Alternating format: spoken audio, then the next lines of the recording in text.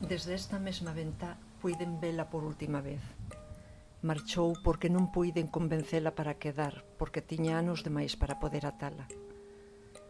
Que eu lle dixexe que as mozas que marchaban a servir acababan de querindongas de señoritos que nunca casaban con elas, non serviu para desanimala. Xa lle buscaran unha casa, xa se vía vivindo nela, lonxe deste frío crónico.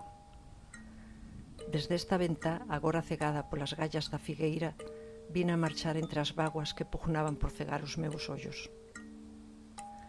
Moitos anos atrás vira marchar a meu pai, tamén entre lágrimas que se encadearan coas da miña mai.